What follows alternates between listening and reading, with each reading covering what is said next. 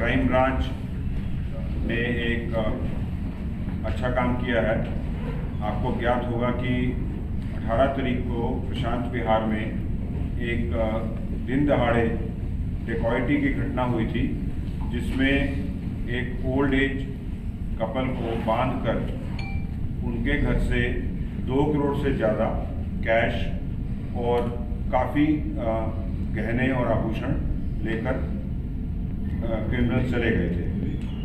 18 तारीख की ये घटना दिन में हुई थी, तकरीबन 1 बजे के आसपास। उस पर केस दर्ज हुआ था डेकॉइटी का, और लोकल पुलिस ने काम करना शुरू किया और क्राइम ब्रांच ने भी इस पर काम करना शुरू किया। हमारी क्राइम ब्रांच आप जानते हैं कि सेक्शंस में डिवाइडेड है।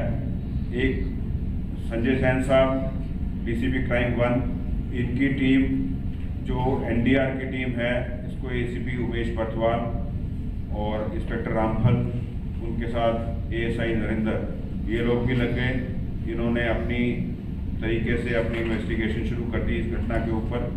और दूसरा सेक्शन जो हमारा, एक दूसरी जो टीम्स हैं, उनके डीसीपी सतीश और उनके साथ NR1 के एसीपी विवेक त्यागी, इंस्पेक्टर अजय और उनके साथ बाकी टीम के सदस्य और खासकर हेड कांस्टेबल नरेंद्र।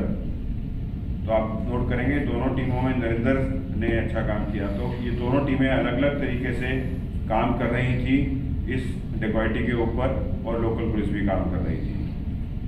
आज सुबह हमें ये पता चला कि हमारी एनडीआर की जो टीम है डीसीपी क्राइम 1 की, उन्होंने एक मुलजिम को पकड़ा और कुछ कैश बरामद कर लिया है। साथ साथ ही हमें खबर मिली कि दूसरी टीम जो हमारी NR1 की टीम थी, डीसीपी सतीश के अंडर और एसीपी विवेक त्यागी के अंडर, उन्होंने 2 मुलजिमों को पकड़ लिया है और काफ़ी मात्रा में कैश बरामद कर लिया है।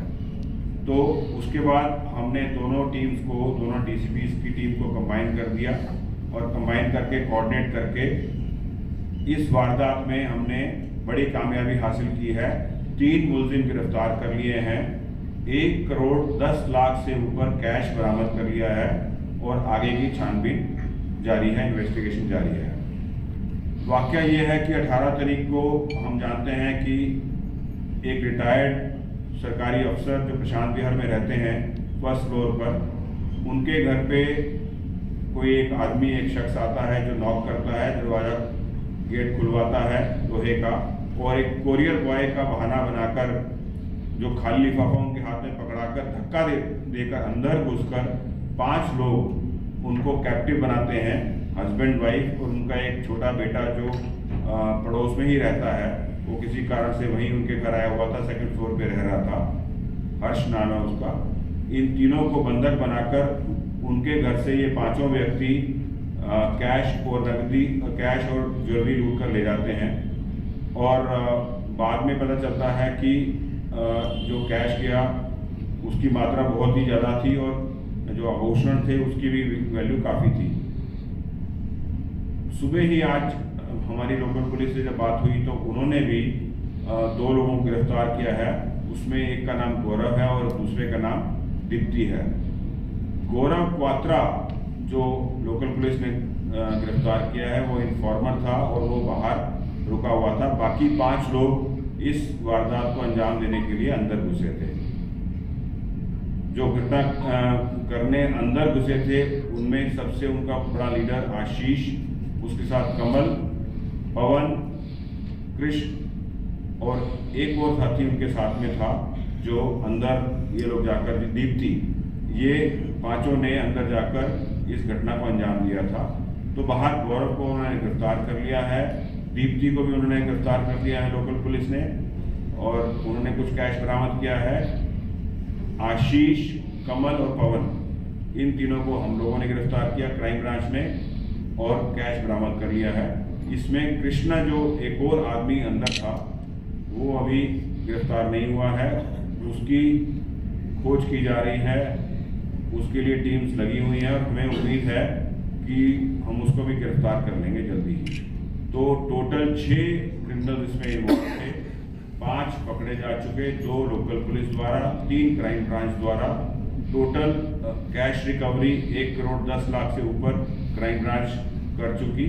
और जैसा प्रतीत हुआ है कि आज सुबह प्रेस रिलीज लोकल पुलिस द्वारा जो इशू हुई है कि 14 लाख कुछ अमाउंट उन्होंने भी रिकवर कर लिया है। तो इसमें अब आगे कोऑर्डिनेटेड एफर्ट किया जाएगा, कंबाइंड एफर्ट किया जाएगा, क्रॉस क्वेश्चनिंग की जाएगी, फर्दर इन्वेस्टिगेशन की जाएगी और आगे की जो बाकी रिकवरी है उसके लिए और ज्वेलरी की रिकवरी के लिए काम किया जाएगा। तो इस तरह से एक जॉइंट एफर्ट में क्राइम ब्रांच की दोनों डीसीपीज के अंडर डीसीपी संजय सैन और डीसीपी सतीश के अंडर एनडीआर की टीम और एनआर की टीम, एनआर1 की टीम, एसीपी उमेश बर्तवाल और ACP Vivek Tyagi, inspector Ramphal, inspector Ajay Sharma, ASI Narendra, head constable Narendra, बाकी अन्य साथी सभी का शायद मैं नाम ना ले पाऊँ, अच्छा काम करके इस डिकॉइटी को वर्कआउट कर लिया है, बड़ी मात्रा में रिकवरी कर ली है और आगे की इन्वेस्टिगेशन। सर इन्हें कैसे पता चला कि इस घर को ही टारगेट करना है, इसमें पैसा है जो भी? ये आपने अच्छा क्वेश्चन किया। तो ये जो छोटा बेटा है इनका हर्ष वर्मा का बिजनेस है सिक्योरिटी का और दूसरे जो अप्लाइंसेस होते हैं या उन अप्लाइंसेस की नेटवर्किंग का, उस बिजनेस में ये जो गौरव पात्रा है पहले काम कर चुका है और इसको शायद 1 या 1.5 साल पहले निकाल दिया गया था। वो इनके साथ, इनके एम्प्लॉयज़ के साथ टच में था और उसके पास इंफॉर्मेशन थी कि घर पे कैश आया है इनके। तो गौरव पात्रा के साथ बाकी जो क्रिमिनल्स हैं उन्होंने 3 दिन पहले 15 तारीख को उस घर की रेकी की थी, पूरा सिस्टम को समझा था, ज्योग्राफी को समझा था और टोपोग्राफी को समझा था। समझने के बाद 18 तारीख को, और उनको मालूम था कि कब ये कपल अकेले होते हैं और कब मेड जो है वो बाहर निकलती है और ये घर में और कोई नहीं होता। तो उन्होंने उस समय का इंतज़ार किया।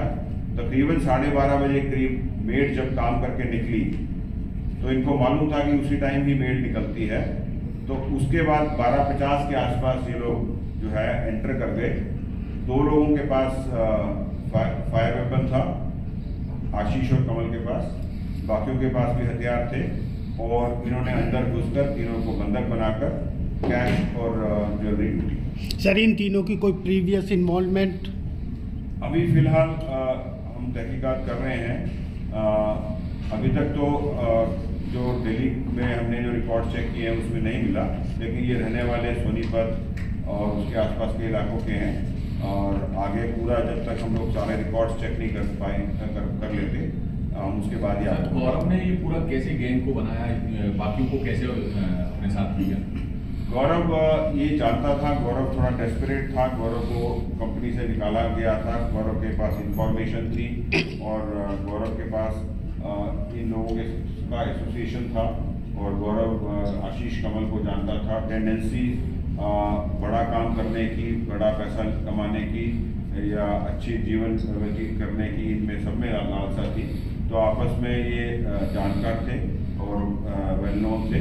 बाकी जो बारीकियां हैं कि किस तरह से ये पूरी की पूरी चेन बनी और कृष्णा जो फरार है, भागा हुआ है, वो कहीं और का दूर दराज के इलाके का रहने वाला है, वो तो इस बेल्ट में भी नहीं रहता। तो कैसे वो कनेक्शन में आया और किस तरह से इन लोगों ने वारदात को प्लान किया एग्जैक्टली, जब तक बाकी दोनों से बात नहीं हो जाती और हम लोग क्रॉस वेरिफिकेशन नहीं कर लेते, तब उसके बाद ही हम बता पाएंगे कि किस तरह से इनका वो बना। सर गौरव को जो इन्फॉर्मेशन देने वाला था उसकी भूमिका क्या है इसमें? देखिए कई बार इन्फॉर्मेशन आउट ऑफ नाइविटी और बेनेवोलेंट तरीके से भी आ जाती है, लेकिन कोई हम सब जानते हैं कि जब कंपनी में कोई काम करता है तो बगैर किसी इंटेंशन के भी इंफॉर्मेशन मिल जाती है और दोस्ती में या जानकारी में या फ्रेंडशिप में भी आदमी को खबर मिल जाती है। और उस तरीके से गौरव के पास एक खबर आ गई थी कि इनके पास काफ़ी मात्रा में बिजनेस का कोई कैश अवेलेबल है जिसको ये लूट सकते हैं। इतनी बड़ी मात्रा में कैश का ट्रांजेक्शन घर में जो है, तो क्या हम उसको देंगे इनकम टैक्स को बताया क्या हमने? ये लोकल पुलिस पे निर्भर करेगा, उन्होंने आगे की कार्रवाई की होगी।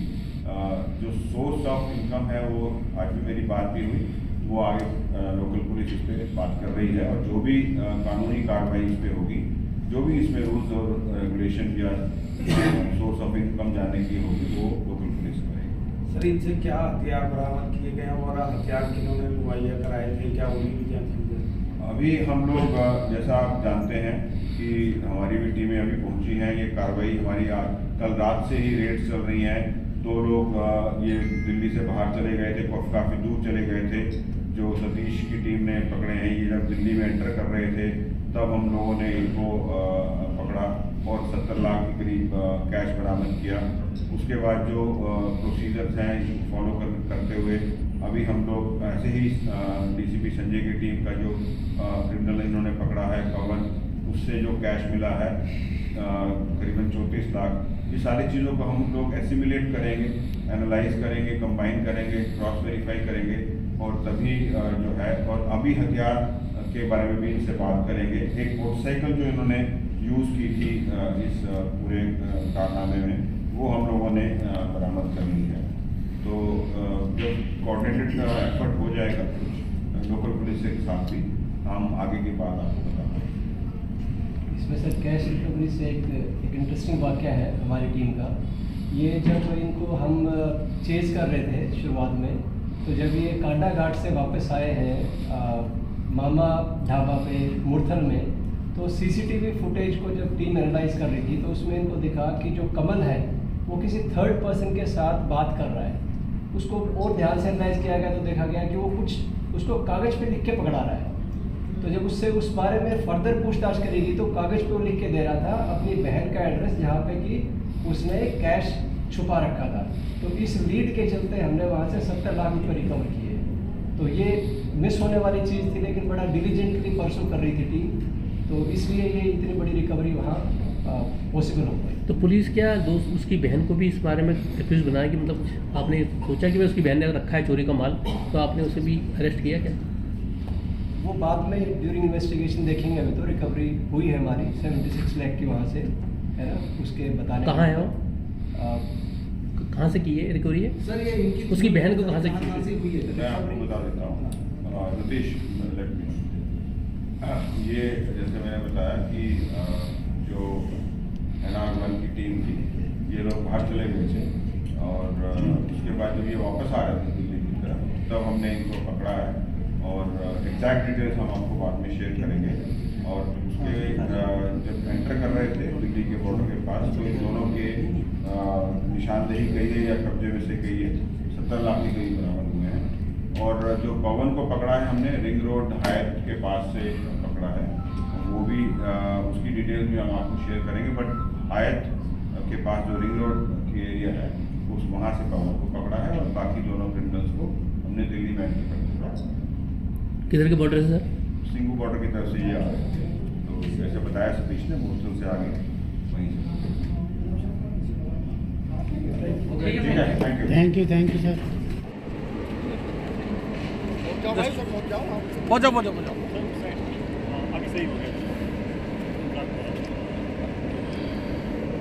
फोन पीछे रखना।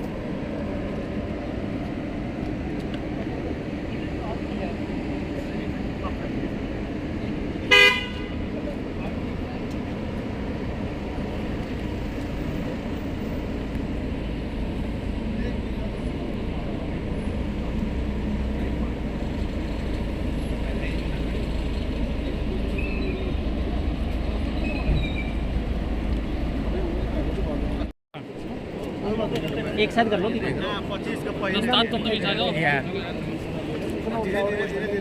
ले आओ भाई, इधर ले आओ, किधर लाओगे? ऐसे तो बेकार कर रखा।